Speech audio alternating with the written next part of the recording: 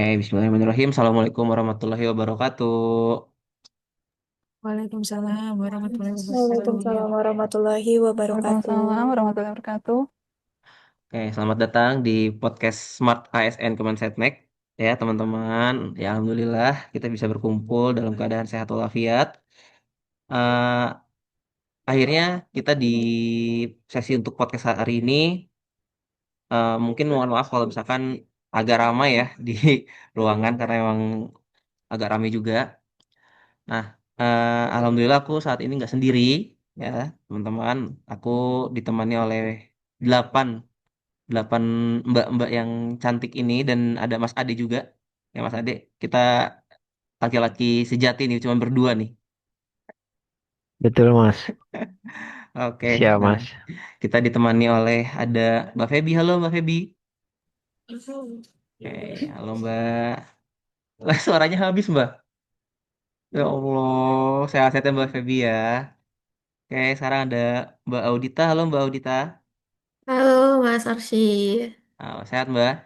sehat-sehat Mas. Alhamdulillah ya. Makasih. Yuk, lalu ada Mbak Anissa. Halo Mbak Anissa. Halo, selamat siang Mas Arsy. Selamat siang semuanya. Siang. Oke, lanjut. Lalu ada Mas Ade. Tadi kita udah saling sapa ya Mas Ade ya. Ya, Mas. Sehat, Mas. Alhamdulillah. Alhamdulillah. Halo, Masih halo puasa kan Mas? semua. Alhamdulillah, Mas. Insya Allah. Alhamdulillah. Alhamdulillah. Kalau Mas Ade ditanyain puasa sih saya yakin percaya sih. Kalau saya yang ditanya puasa atau enggak, itu yang jadi pertanyaan. Ya. Oke. Lalu lanjut ada Mbak Rara. Halo Mbak Rara. Halo Mas Arsy dan semua temannya. Oke, halo semuanya. Oke, alhamdulillah Mbak Rara. Lalu ada Mbak Elizabeth. Halo Mbak Elizabeth. Halo Mas Arsi, teman-teman semua. Oke, halo. Halo ada Mbak Sevilla. Halo Mbak Sevilla. Halo, selamat siang semuanya. Oke, siang Mbak. Lalu ada Mbak Syahniar. Halo Mbak Syahniar. Halo Mas Arsy, teman-teman, selamat siang. Yang oke. Lalu yang terakhir ada Mbak Nimas. Ini. Halo Mbak Nimas. Selamat Halo siang. Mas Arsy dan Ah, teman-teman semua, selamat siang. oke, mantap mantap. Nah, alhamdulillah sehat-sehat semua ya semua. Itu tadi saya sekalian cek mic juga teman-teman biar on mic jadi kelihatan terdengar jelas. Nanti saat podcast pun ya karena kita melalui Zoom karena teman-teman mungkin sedang ada kegiatan juga di satker masing-masing sehingga kita ngobrol-ngobrol lewat Zoom aja gitu ya. Nah, untuk segmen hari ini teman-teman semua kita akan bahas terkait dengan harapan dan tantangan mewujudkan smart ASN dan mendukung smart governance nih. Nah, ini menarik banget nih, karena kita kan saat ini menjadi CPNS kan. Nah, jadi siapa tahu dengan kita saat ini menjadi CPNS dan nanti akan menjadi ASN di Insya Allah tahun ini ya di bulan Juni ya teman-teman. Insya Allah di mana C-nya hilang. Dan semoga nanti selama kita menjalani kehidupan kita sebagai ASN, ya pastinya akan ada beberapa hal yang akan nanti menjadi upgrade diri dan juga upgrade di satker masing-masing dan memberikan dampak positif juga pada satker masing-masing ya teman-teman. Nah, untuk segmen pertama, saya izin kita teman-teman dari kelompok 3. Yang pertama akan membahas terkait dengan harapan dan tantangan mewujudkan smart ASN dalam mendukung smart governance nih. Nah, untuk segmen pertama ini kita ditemani dua orang, itu ada Mbak Feby dan juga ada Mbak Audita. Oke, nah saya ingin bertanya nih kepada Mbak Feby. Kira-kira kalau untuk tantangan mewujudkan smart ASN itu menurut Mbak Feby seperti apa sih? Boleh dong ceritakan terkait dengan apa yang akan nanti jadi harapan Mbak Feby ke depannya. Nih, tes suara saya. Agak sedikit kecil mungkin karena Mbak Feby tadi agak kurang sehat ya karena hilang suaranya jadi boleh agak Ya, masuk ya, Mas. dikencengin aja kayak aman-aman. Satu, dua.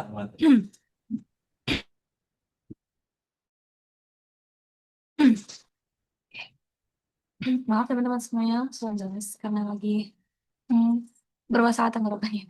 Nah, untuk Ya gak apa-apa Mbak, bahasan kita aman-aman. kali ini Smart ASN ya. Jadi kalau kita kalau kita ngomongin smart ASN, itu sebenarnya bukan sekedar ASN yang hanya pintar dalam bidang teknologi saja. Lebih dari itu, smart ASN harus berintegritas dan juga bekerja secara profesional dan juga punya wawasan global.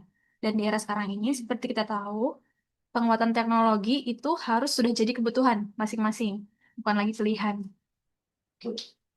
Ditambah lagi, kita harus mampu memiliki kemampuan berbahasa asing, seperti contohnya bahasa Mandarin atau bahasa Inggris, dan juga jejaring yang luas.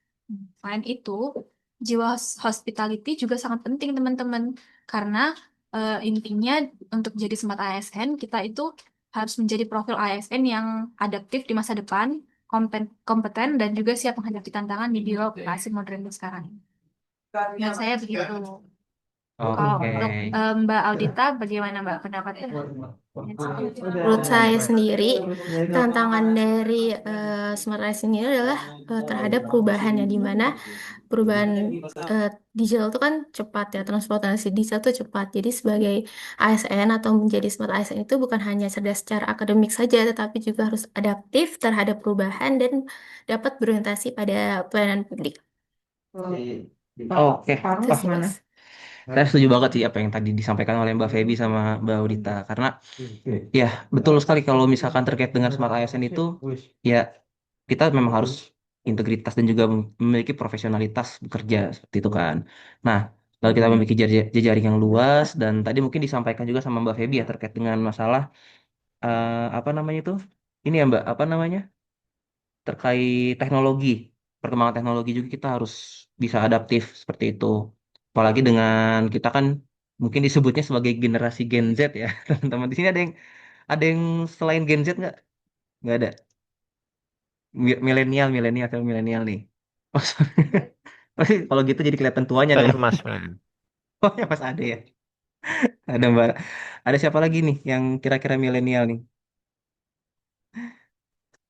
Jadi kelihatan umurnya nanti kalau misalkan disampai satu-satu ya. Tapi saya setuju sih dengan apa yang tadi disampaikan Mbak Feby dan Mbak Audita juga. Terus tadi Mbak Audita juga menyampaikan terkait dengan smart ASN bukan hanya cerdas ya Mbak ya, betul. Tapi bisa adaptif juga di satker masing-masing. Itu, oke, keren sih terkait dengan penyampaiannya. Lalu, eh, tapi saya agak ini nih, saya penasaran sama terkait dengan perubahan yang disampaikan oleh Mbak Audita.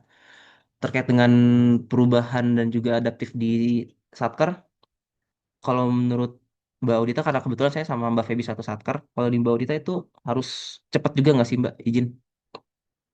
Ya, untuk di satker saya juga harus cepat ya. Di satker saya sendiri untuk digitalisasinya itu kami udah mengaplikasikan atau optimalisasikan aplikasi Nadi sih Mas untuk mengirim memo-memo gitu. Oke, berarti memang udah harus dia apa namanya udah harus adaptif juga dengan pace pace kerja yang cepat ya. Nggak hanya lari Ya doang yang betul. harus pace-nya cepat, kerja juga harus cepat pace-nya. Iya, betul Mas. Mantap, mantap. Oke, sip. Untuk segmen satu, thank you buat Mbak Feby dan Mbak Audita untuk penyampaian terkait dengan harapan dan tantangan mewujudkan Smart ASN dalam mendukung Smart Governance. Thank you. Tepuk tangan lu dong, teman-teman semuanya. Oke. Nah, sekarang kita lanjut ke segmen 2 nih, teman-teman. Nggak kalah menariknya terkait dengan karakteristik Smart ASN. Nah, untuk karakteristik Smart ASN ini agak panjang juga nih. Kita akan ditemani oleh ada empat, empat narasumber. Itu ada Mbak Anissa, Mas Ade, Mbak Rara, dan Mbak Elizabeth nih. Nah, tapi kita coba satu-satu dulu kita ulik terkait dengan karakteristik Smart ASN. Oke, pertama kita akan lanjut ke Mbak Anissa. Halo Mbak Anissa. Halo, halo Mas Arsi, selamat siang. Siang Mbak Anissa. Oke. Nah, ini menarik nih Mbak. Coba saya pengen tahu nih dari segmen 2 ini terkait dengan karakteristik Smart ASN. Menurut Mbak Anissa tuh kita tuh harus seperti apa sih karakteristiknya? Oke, terima kasih Mas Arsi. Kalau menurut saya, untuk karakteristik Smart ASN itu yang pertama ada integritas ya tentunya Mas Arsi. Di mana ASN ini harus jujur, harus konsisten, dan dapat dipercaya dalam melaksanakan tugas. Kemudian ASN juga harus menjaga etika, gitu, dan menepati janji serta mematuhi aturan dan prosedur dengan transparan. Nah, di sini saya ingin memberikan contoh juga nih untuk mungkin best practice-nya ya sebagai ASN yang berintegritas itu kita harus bersikap jujur tentunya, kemudian menepati janji dan menjalankan aturan seperti itu. Terima kasih. Oke, mantap Mbak Anissa. Nah, mungkin untuk kita mengefektifkan waktu juga, kita akan lanjut ke narasumber kita yang kedua. Itu ada, sebentar. Oh, nah ini ada Mas Ade ya. Mas Ade tuh Mbak Rara dulu nih. Oh, Mas Ade dulu. Oke, silakan Mas Ade. Boleh Siap, dilanjut. siap Mas Arsi. Ya, menurut saya karakteristik Smart ASN itu juga harus meningkatkan kemampuan, Mas. Jadi Mm-mm. kita harus senantiasa belajar untuk meningkatkan keterampilan kita maupun skill kita. Termasuk juga untuk penguasaan literasi digital dan penguasaan teknologi yang saat ini lagi marak, Mas Arsi. Gitu, Mas. Oke. Jadi memang saat ini kalau masalah terkait dengan kompeten integritas tuh kita harus bisa lebih ini ya, bisa lebih melek juga terkait dengan teknologi dan literasi digital ya Mas ya. Mas, betul, Mas. Oke, siap. Apalagi di zaman sekarang kan. Iya, semua bisa edit-edit by AI, hoax bisa ya di mana-mana ya Mas ya. Tuh, kalau kita Oke, nggak sip. ngikutin perkembangan, tinggalan kita. Betul, betul. Oke, thank you Mas Ade untuk pemaparannya. Kita lanjut ke Mbak Rara nih. Silakan Mbak Rara. Saya pengen tahu Ya, halo Mas pendapatnya. Arsi. Tadi sebenarnya udah di spill sih di depan. Salah satu karakteristik ASN itu yaitu harus adaptif, di mana seperti yang kita tahu kan perubahan zaman itu kan sangat pesat ya, teknologi dan lain sebagainya, teknologi informasi utamanya. Jadi sebagai seorang ASN tuh kita tuh harus terbuka untuk hal-hal baru, adaptif, yaitu mengimplementasikan misalnya perubahan teknologi dan lain-lain itu dalam pekerjaan kita. Jadi kita tidak boleh alergi utamanya ketika ada perubahan sistem, ada perubahan teknologi yang mungkin Oke, bermanfaat untuk menunjang kinerja kita nanti. Mungkin seperti itu, Mas Arsi. betul. Saya juga setuju sih. Nah, lanjut. Terima kasih Mbak Rara atas eh, pemaparan dan penyampaian terkait dengan poin keempat. Nah, lanjut nih. Sekarang kita ke Mbak Elizabeth. Nanti di akhir kita coba akan rangkum. Monggo, Mbak Elizabeth. Baik, untuk selanjutnya itu ada kolaboratif. Jadi, di mana zaman sekarang itu ASN nggak bisa lagi untuk bekerja sendiri di menaranya gitu, tapi harus membuka pintu, mengajak instansi lain untuk akhirnya bisa bersama-sama membuat sesuatu yang lebih besar dan tentunya lebih berdampak melalui kolaborasi ini gitu. Seperti pepatah mungkin nih Mas Arsi, kalau mau jalannya cepat, bekerja sendiri. Tapi kalau mau hasilnya jauh dan berdampak luas, kita harus berkolaborasi. Itu sih menurut Oh, saya. mantap itu ada kata-kata mutiara dari Mbak Elizabeth ini. Tepuk tangan lu dong buat empat narasumber kita hari ini. Mantap, mantap. Nah, kita akan lanjut ke segmen ketiga nih, yaitu harapan ke depannya. Nah, pastinya kita ada dong harapan ke depannya yang sudah sampaikan kemarin pas kita apa namanya bersama Bu Nia ya. Bu Nia atau Bu Tia sih yang tangga itu? Bu Tias ya, Yes, yang Mas. agenda agenda sebelumnya. Nah, eh untuk harapan ke depan nih. Nah, kita akan ditemani oleh dua mbak yang cantik juga. Ada Mbak Sevilla dan Mbak Nimas nih. Oke, boleh dong Mbak Sevilla dan Mbak Nimas untuk harapan ke depannya seperti apa? Boleh Mbak Sevilla dulu? Harapan ke depannya terwujudnya dari Smart ASN, menurut saya uh, profil ASN semakin ideal dan memberikan pelayanan publik yang maksimal sehingga kepercayaan publik kepada pelayanan ASN dan pemerintah semakin meningkat dan birokrasi pun semakin uh, alurnya jelas. Jadi tidak ada lagi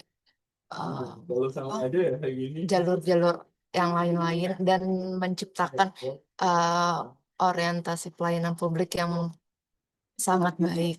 Terus dilanjutkan juga dengan adanya biaya pelayanan yang turun, um, menciptakan masyarakat yang suportif kepada pemerintah. Oke, setuju sih, Mbak Sevilla terkait hal itu. Kita masalah orientasi pelayanan tadi ya, orientasi pelayanan yang semakin cepat juga dan bisa berdampak juga pada masyarakat. Saya setuju. Mantap, Mbak Sevilla. Oke, lanjut Mbak Nimas. Gimana Mbak? Coba terkait dengan harapan ke depannya nih buat Mbak Nimas. Kira-kira seperti apa? Halo, izin ya Mas, Aman suaranya Mbak? jelas? Ya, Oh jelas, jelas banget. kalau ini Mas, kalau menurut pendapat pribadi saya ya, saya sendiri sih berharap kalau sistem manajemen ASN yang berbasis merit itu dapat diterapkan secara konsisten dan baik dari hari ke hari seperti itu. Jadi setiap ada promosi maupun rotasi ataupun apa ya pengembangan kompetensi itu benar-benar didasarkan pada kinerja dari pegawai itu sendiri dan potensi yang sebelumnya sudah diukur. Nah, dengan begitu apa eh, dapat tercipta budaya kerja yang pastinya lebih adil, lalu profesional, dan pastinya memotivasi setiap ASN untuk dapat lebih berprestasi dan juga memberikan kontribusi yang terbaik bagi bangsa dan negara. Itu. Oke, mantap nih, tepuk tangan lu dong buat teman-teman semua, buat Mbak Sevilla dan Mbak Nimas nih, keren keren keren. Betul. Tadi Mbak Sevilla berdampak untuk masyarakat luas dan Mbak Nimas berdampak untuk bangsa dan negara, keren sih. Nah itu memang adalah salah satu harapan ke depannya kita untuk menjadi smart ASN yang berintegritas ya teman-teman semua. Nah, ini mungkin saya juga tambahan ke depannya nih untuk harapan ke depan bagi saya juga karena mungkin dari segi saya sendiri mungkin kita juga mungkin sorry ya agak ini eh, mungkin kita ke depannya sebagai ASN kita harus mampu memanfaatkan big data nih, big data dan sistem digital karena tadi kita udah sampaikan tadi soalnya Mas Ade di segmen sebelumnya terkait dengan teknologi, kita harus melek teknologi karena kita juga termasuk salah satu generasi 4.0 ya teman-teman, generasi emas juga yang mungkin bakal diusung-usung dan digasah terkait dengan Indonesia Emas 2045. Nah, kita harus memanfaatkan big data dan sistem digital untuk pengambilan keputusan yang lebih akurat seperti itu. Dan itu juga bisa salah satu hal yang eh, berdampak untuk jadi smart ASN juga seperti itu. Nah, mungkin itu aja sih terkait dengan pandangan saya dan juga pendapat saya teman-teman. Nah, lalu izin kita akan langsung lanjut ke segmen keempat. Terima kasih Mbak Sevilla dan Mbak Nimas untuk pemaparan terkait dengan segmennya.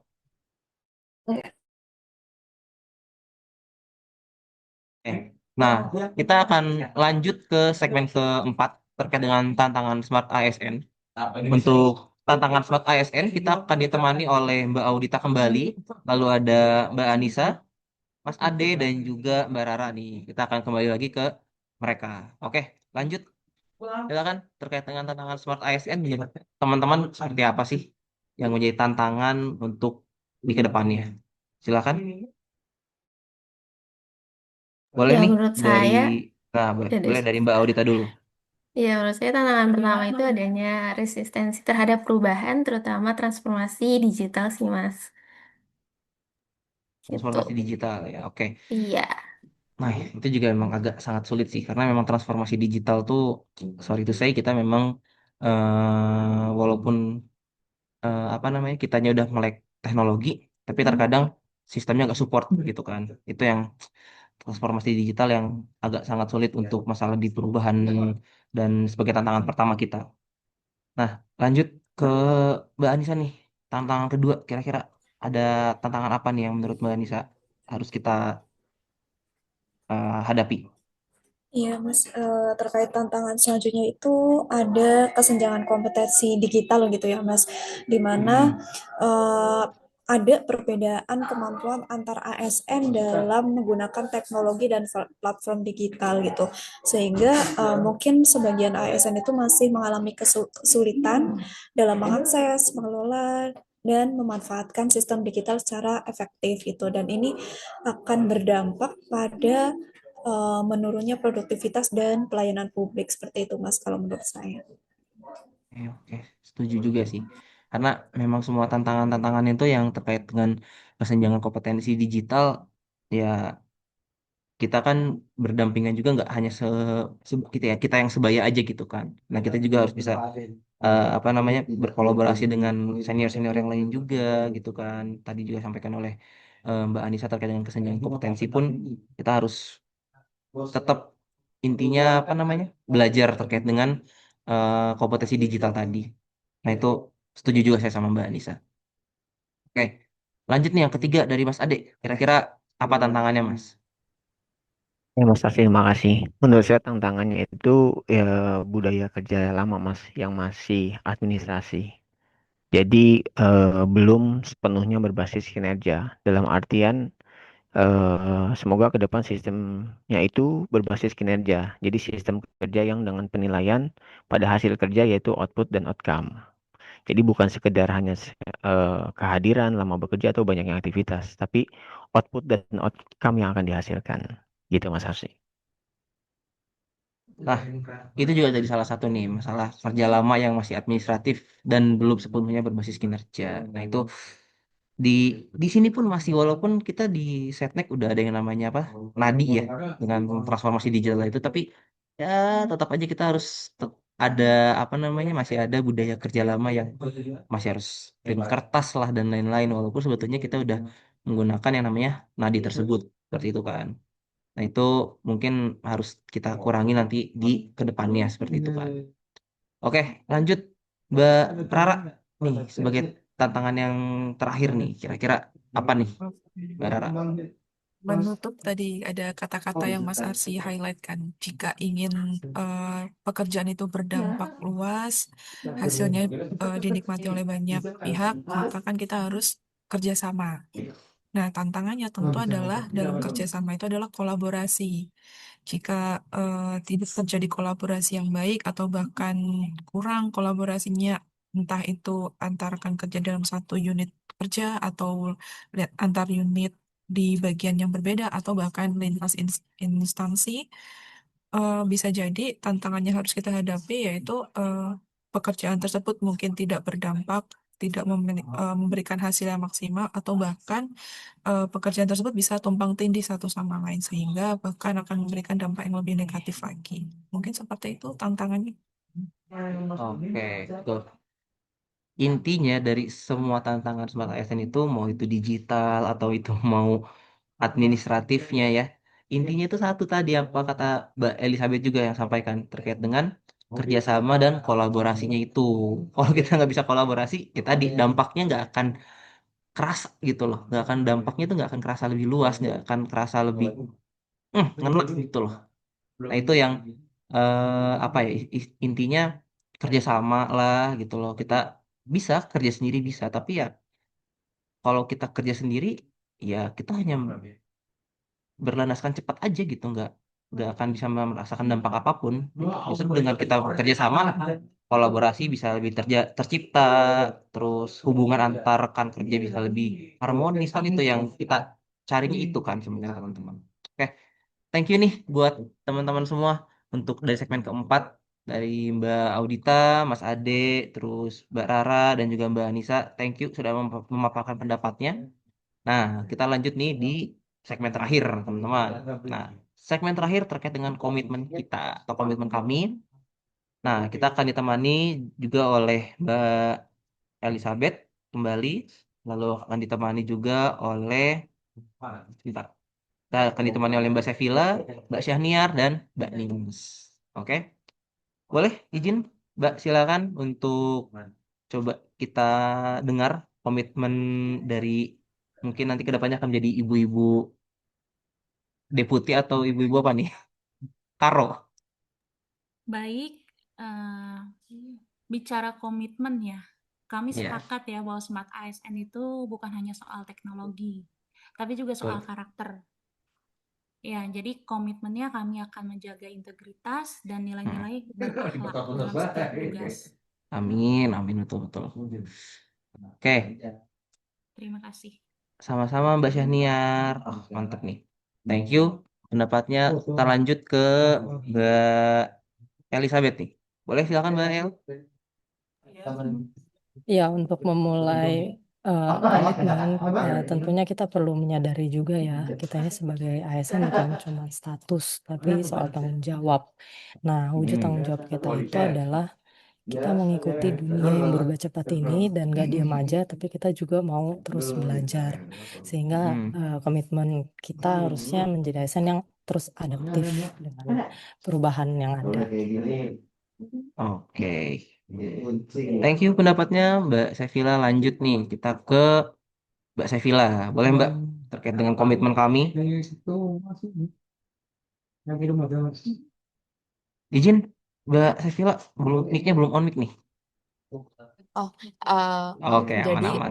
jelas eh, komitmen kami sebagai ASN, aparatur negara, jadi menjadi pelayan publik dan perlu meningkatkan profesionalitas kita ke depannya dengan meningkatkan kompetensi, terus berkinerja baik dan sesuai amanat undang-undang, dan tentunya meningkatkan literasi digital kita. Kita juga perlu menjaga etika ke depannya supaya tetap selaras dengan nilai-nilai berakhlak. Betul, setuju. Saya setuju. Oke, lanjut terakhir. Mbak siapa? Terakhir. Oh, Mbak Nimas. Silakan, Mbak. Gas. Halo Mas, ya, Halo. halo. Jadi Mas, kalau menurut pendapat saya ya, Smart ASN itu memang fondasi utama ya, fondasi utama terwujudnya dari smart governance. Eh, karena sebenarnya intinya itu pemerintah yang cerdas itu bukan cuma soal aplikasi dan sistemnya yang keren, tapi juga orang-orang yang di dalamnya juga harus terus mau belajar. Nah, kalau ASN-nya itu adaptif, terus berintegritas, maka eh, konsep smart governance itu eh, bisa kita rasakan dampaknya seperti itu. Oke, mantap, mantap. Nah, itu tadi adalah penutup segmen kelima tadi dari Mbak Nimas ya. Thank you Mbak Nimas untuk statement terakhir dan statement yang sangat berdampak juga buat teman-teman semua. Thank you buat segmen terakhir kepada Mbak Sevilla, terus Mbak Elizabeth, Mbak Syahniar, dan juga Mbak Nimas. Nah, ini adalah segmen terakhir, teman-teman semua. Thank you sudah mau berada di podcast ASN, maaf, di podcast Smart ASN ini. Nah, izin teman-teman, mungkin saya akan memberikan kesimpulan sedikit. Mungkin ya dari apa yang sudah kita tadi obrolkan ya, teman-teman. Nah, jadi kesimpulan dari podcast hari ini yaitu berdasarkan pembahasan kita teman-teman dapat disimpulkan bahwa Smart ASN merupakan kunci utama dalam mewujudkan smart governance. Nah, Smart ASN bukan hanya aparatur yang cerdas secara akademik, tapi juga memiliki integritas tinggi, kompeten, adaptif terhadap perubahan. Lalu untuk harapan ke depan itu adalah terciptanya sistem pelayanan publik yang cepat, tepat, transparan, dan akuntabel melalui pemanfaatan teknologi digital, big data, serta penguatan sistem merit dalam manajemen ASN. Namun, perjalanan menuju smart ASN tidak lepas dari tantangan, resistensi terhadap perubahan, kesenjangan kompetensi digital, serta budaya kerja lama yang masih administratif masih menjadi hambatan nyata. Yang tadi sudah disampaikan oleh teman-teman semua. Oleh karena itu, diperlukan komitmen bersama, terutama dari generasi CPNS dan ASN muda, seperti kita untuk terus belajar, meningkatkan literasi digital, menjaga integritas, serta mengamalkan nilai-nilai berakhlak dalam setiap pelaksanaan tugas. Nah, itu teman-teman kesimpulannya. Panjang ya? Agak panjang. Kesimpulan tapi kok panjang banget katanya. Yap. Nah, oke.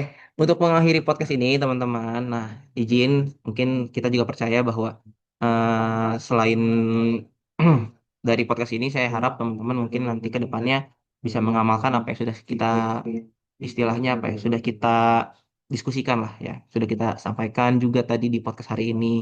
Nah, izin untuk penutupan terakhir. Nanti kalau saya bilang Smart ASN, teman-teman bilang siap bertransformasi, melayani sepenuh hati, dan bekerja untuk Indonesia maju. Saya, saya teman-teman. Bisa, Bisa, Mas. bisa. Oke, Siap. siap. Oke, siap. Smart ASN Siap Siap Siap bertransformasi, bertransformasi, melayani melayani sepenuh hati, dan dan bekerja kerja untuk untuk maju. Indonesia maju. Indonesia maju. maju.